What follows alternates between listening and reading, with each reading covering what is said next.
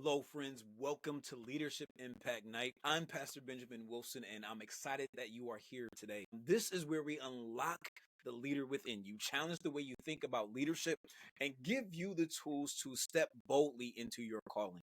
Now, before we dive into this week's topic, I want to acknowledge something. Normally, we'd be live on Thursday evening at 7 o'clock, but due to some unexpected technical issues, we weren't able to stream as we planned on last night. And trust me, no one was more frustrated about that than I was. But here's the good news. We have corrected the issue. At least as far as we know from the testing and everything that we've done. We should be back on track for every Thursday evening moving forward. So if you were looking for us last night, first, let me say thank you for being locked in and for being committed. And second, know that we're doing everything we can to make sure that this does not happen again. Here's the thing. I could have let last night, what happened with the issues, frustrate me, make me doubt, or even question whether or not we should keep doing this on a weekly basis. Maybe one of the thoughts that hit me was, let's do this every other week. But that's not what leadership is about. It's not about what happens to you. It's about how you respond. And that's a part of what we're talking about this week. This week, our focus is the identity factor, leading from who you are, not just what you do. Because far too many people believe that leadership is about their title, their role, or even their position. They think that if they achieve more, work harder, or gain more recognition, they'll finally feel like a leader. But here's what I need you to understand. True leadership isn't built on what you do, it's built on who you are. And if you don't get this right, trust me, you will spend your entire leadership journey chasing validation, burning yourself out, and feeling like you never measure up. But right now, we're breaking free from that mindset. That's what we're doing right now in this moment. Because when you lead from identity instead of insecurity, everything changes. So here's what I want you to do. I want you to lean in, grab a notebook or something to take notes in, or whatever it is, and let's get into it. I want to get started with this. Let's say if everything you do was stripped away from you today, your job, your title, your position, who would you be? Think about that. That's not just a hypothetical question. It's one of the most important questions any leader must ask themselves, because too many people believe their entire leadership identity is based on what they do. But real leadership isn't rooted in activity, it's rooted in identity. Today, this week, we're diving into the identity factor, because what you do will change, but who you are is the foundation of leadership that lasts. And if you don't settle this in your heart, you will find yourself in a constant battle for validation, always trying to prove yourself, always chasing a title instead of walking in the authority that is already inside of you. I want to tell you a short story about a young man. And for the sake of this story and to protect his real story, we're going to call him Marcus. Marcus was one of the hardest working leaders you would ever meet. He had climbed the ranks in his field. He had led teams and made significant impact. But then unexpectedly, he lost his position. This shook him to his core. His confidence vanished, leaving him feeling adrift and purposeless. He confided in me saying, man, I don't even know who I am without my work. This loss didn't just affect his career, it struck at the core, at the heart of his identity. His job had been more than a source of income. It was central to his self-worth and how he perceived his world and his place in the world. Without it, he felt a profound sense of emptiness and uncertainty. Marcus began to question his value, question his future. The routines and responsibilities that had once given his life structure, those things were gone, leaving him with an unoccupied time that seemed to magnify his feelings of inadequacy. He felt so isolated. He didn't want to go and be involved with the people that he was connected to. This experience led to a deep internal struggle, and he grappled with feelings of depression, anxiety, emotions that were foreign to him during his professional success. He had never been in this situation before. As we spoke, I could see the frustration in his eyes, because for years he had built his leadership on what he did, not on who he was. And now that that title was gone, he felt like his leadership was gone too. Marcus's story is a powerful reminder of how closely our identities can become tied to our work and the emotional challenges that can arise when that connection is severed or even disrupted. Some of you watching this right now know exactly what that feels like. You've built your confidence on your performance. You've tied your worth to your achievements, and you've told yourself that as long as you keep achieving, you'll keep on leading. But what happens? Let me ask this: what happens when the job changes? When the position shifts? When the applause fades? Does your leadership disappear? That's why identity matters. Because leadership isn't about what you do, it's who you are. And if you don't get this settled, you'll find yourself burnt out, frustrated, and insecure, always trying to prove your worth instead of leading from a place of security. Marcus's experience underscores a very real truth. When our identity is solely anchored to our roles or titles, any disruption can leave us feeling unearthed. This is why understanding and embracing our true identity is crucial. Leadership isn't merely about the tasks we perform or the positions we hold. It's an expression of who you really are, who we inherently are. Without a clear sense of self, we risk burnout, frustration, and insecurity, currently striving to validate our worth rather than leading from a foundation of inner security. Identity precedes impact. Before we can influence others effectively, we must first understand and embrace our identity. This self-awareness allows us to lead authentically, fostering genuine connections and inspiring those around us. By grounding our leadership in who we are rather than what we do, we create a lasting and meaningful impact. If you want to understand identity-driven leadership, you don't have to look any further than Jesus.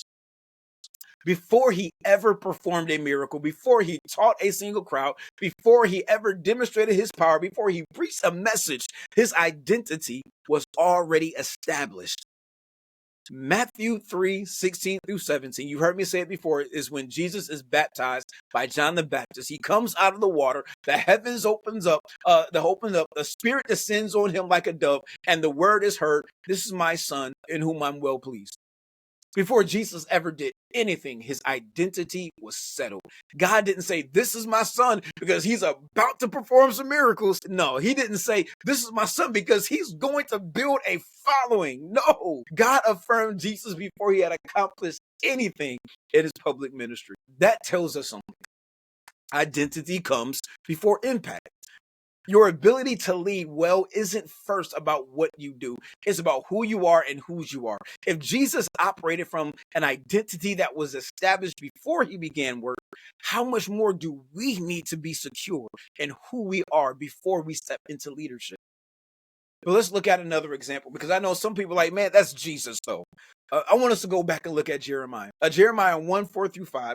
God speaks to the prophet and he says this: "Before I formed you in the womb, I knew you. Before you were born, I set you apart, and I appointed you as a prophet to the nations."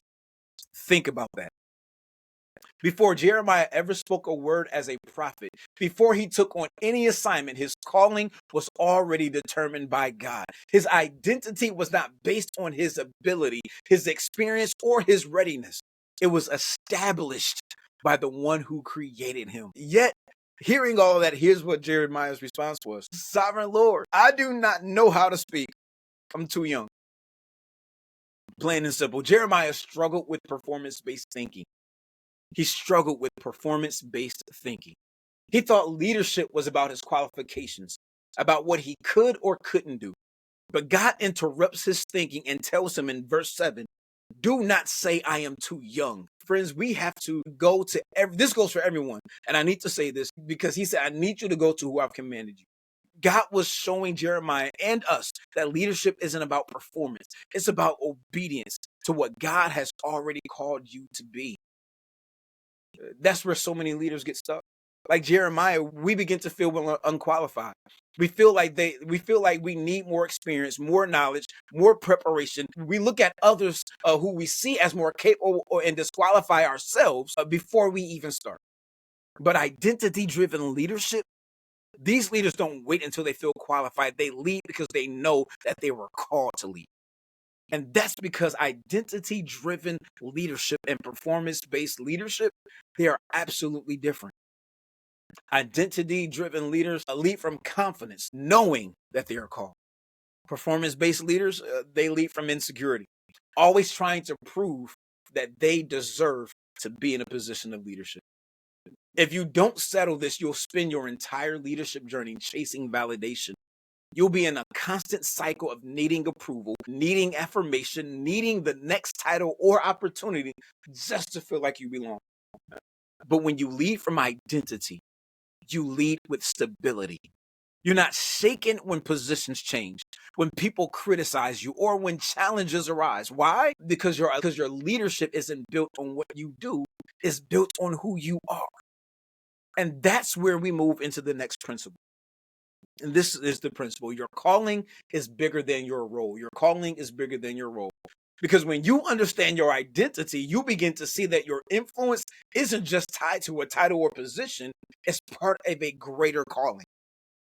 When we talk about leadership, we often think in terms of titles, positions, and roles, and that's okay because that's what society has a lot of times spoke to us. But leadership is not confined to where you are right now. It's rooting in the calling that God has placed on your life. And if your leadership is dependent on a role, then what happens when that role is taken away? What happens when the circumstances shift? This is why your calling is always bigger than your role, always bigger than your role. And one of the clearest examples of this is found in Genesis 37 when we look at the life of Joseph. Joseph had a dream, one that reveals his leadership calling. In this dream, he sees himself in a position of influence, a leader who will one day rule and provide for his family. But here's what's interesting. After receiving this vision of his future, he doesn't step into leadership immediately. Instead, he goes through a process of refinement where his leadership ability is tested and developed long before he ever steps into a position of power. Joseph's role changed multiple times throughout his life.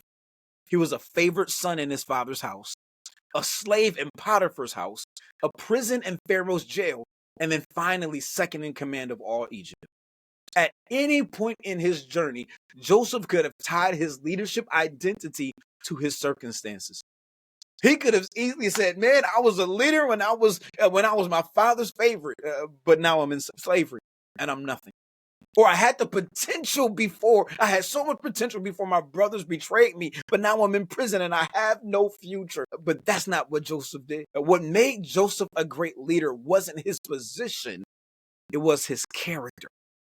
No matter where he was, he led. In Potiphar's house, he took responsibility and managed everything with excellence. In prison, he interpreted dreams and influenced everyone around him. And in Pharaoh's court, he implemented a national strategy that saved nations from famine. Joseph was already a leader before he ever was given a title of governor, because leadership is about influence, not position. Joseph's journey teaches us several universal leadership qualities, and I want to kind of speak to them right now. The first is stewardship over status. Stewardship over status. Joseph didn't wait until he was in the palace to start his leading. He led wherever he was placed. Leadership is about stewarding what you have, not waiting for a better opportunity. This applies to you. Are we leading where we are right now? Are we maximizing the influence that we have? Or are we waiting to get a title or promotion before we step up? Real leaders don't wait for a stage. They lead from whatever platform they have right now. Number two is this: excellence in every assignment. Excellence in every assignment.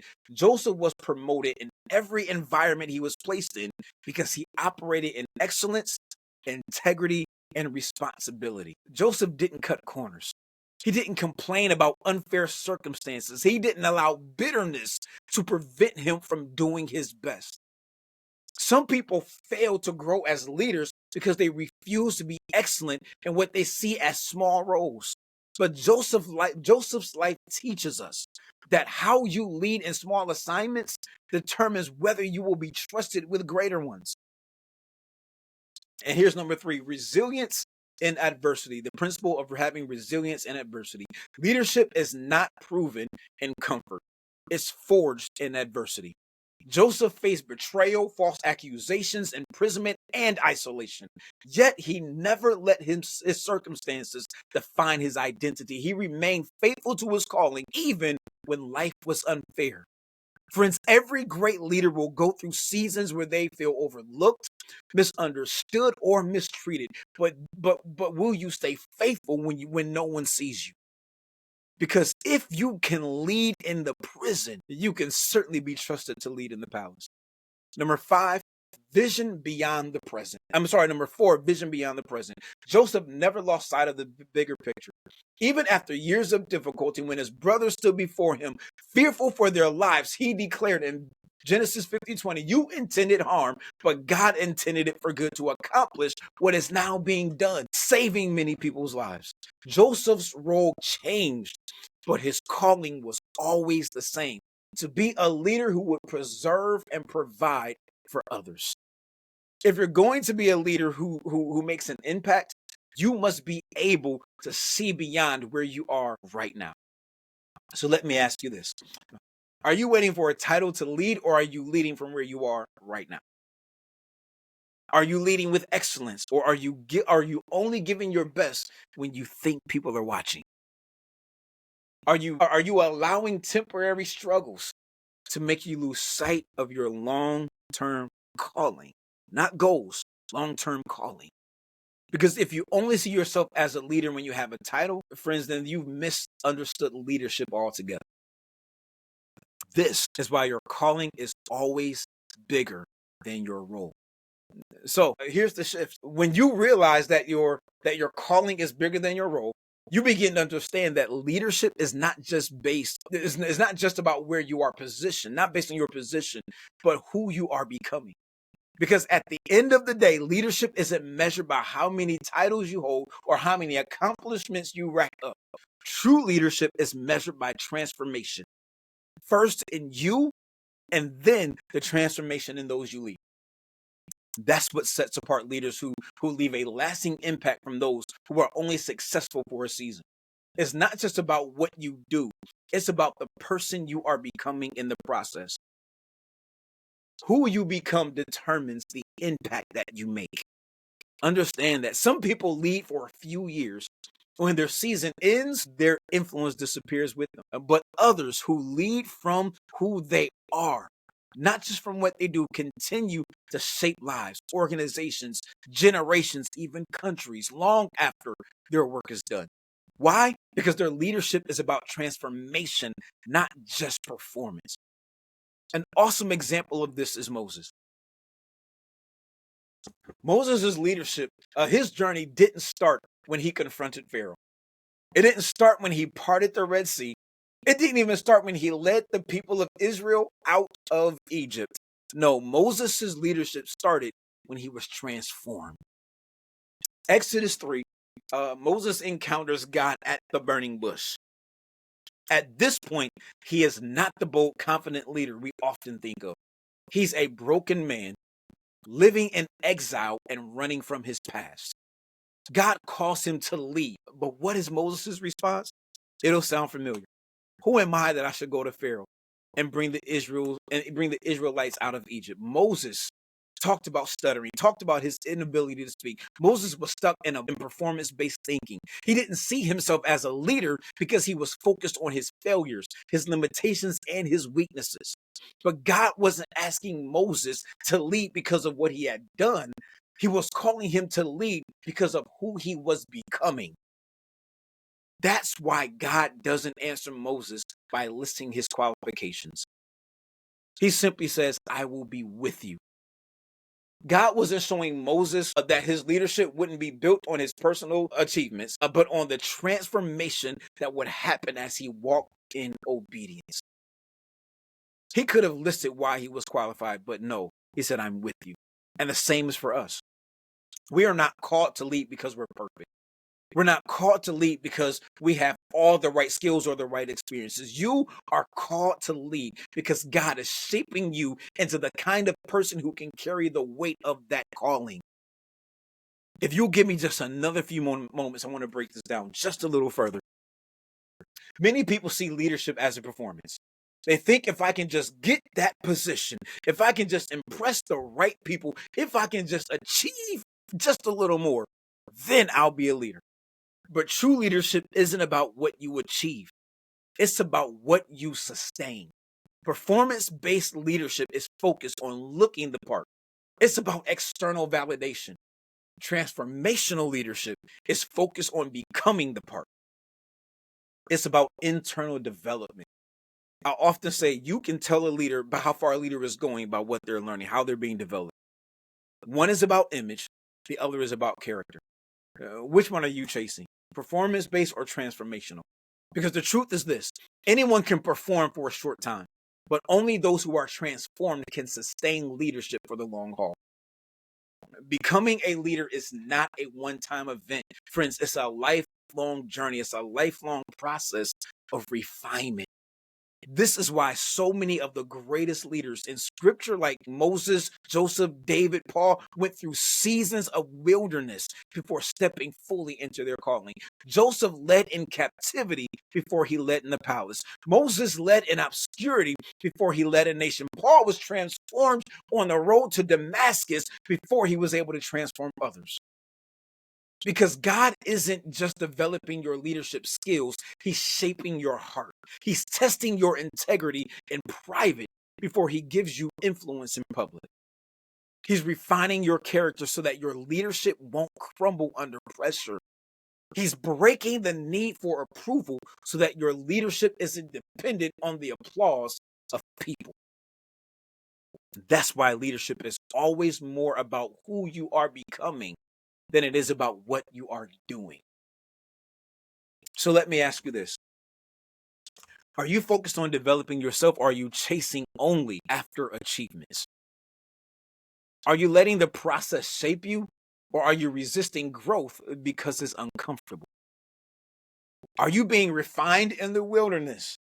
Are you simply sitting back waiting for the palace before you step into leadership and you begin to take it seriously? Because if you only value leadership for what it can give you, a title, a platform, recognition, applause, then your leadership will always be fragile. But if you value leadership for who it is shaping you to become, then no matter where you are placed, no matter where you are, you will always have influence. When you understand that leadership is about transformation, you stop thinking in terms of a destination and start seeing it as a journey. It's not just about getting the job, it's about who you are when you get there. It's not just about achieving a goal, it's about who you are becoming in the process. It's not just about leading others, it's about being the kind of person worth following. And that's what leads us to our final point, our final truth. Enduring leaders are built, not just placed. If you want to be the kind of leader who doesn't just make an impact for a moment but leaves a lasting impact, then you must be willing to be shaped, refined, and transformed in every season. Because leadership isn't what you do, it's who you are becoming. This is the moment where leadership moves from being something you hear to something you live. Because if you don't take action on what we've talked about today, what you've heard tonight, nothing will change. The cycle of doubt, burnout, and chasing validation will always continue. But if you make the shift, if you start leading from who you are, not just what you do, then everything in your life begins to align with your true calling. Right now, I want you to ask yourself 3 powerful questions. At least they were powerful for me. Ask yourself this. Number 1, who am I without my title? If everything was stripped away, my job, my role, my platform, what remains? Number 2, what identity have I been carrying that isn't mine? Have I built my leadership on performance, comparison, or insecurity instead of my true calling? And then number 3, what would change if I started leading from identity instead of striving for position? How would my confidence, my decisions, or my impact shift? Some of you have been leading from exhaustion because you've been trying to earn what has already been given to you. Your calling was never meant to be a weight. Your calling was meant to be a foundation. And until you stand firmly in who you are, you'll keep chasing achievements that never fully satisfy. So here's what I want you to do. Drop a comment right now. Tell me, if you feel comfortable, what's one mindset shift you're making about your leadership identity? Because when you put it into words, you make it real. You move it from an idea to action. And leaders don't just think, they move. And for those of you who are ready to go deeper, I want you to look out for next week, because next week we're talking about something that stops more leaders than anything else. We're talking about fear, hesitation, the second guessing, the feeling that you're not good enough, not ready enough, not strong enough. But listen to me, you were created to lead boldly. Friends, the next Leadership Impact Night on Thursday is entitled Unleashing the Roar. Overcoming fear and leading with confidence. If fear has been holding you back, this is the one you don't want to miss. So make sure you're subscribed, hit the notification bell so you don't miss out on it, and don't come alone. Invite someone, share this video, share the channel, tag a leader who needs this.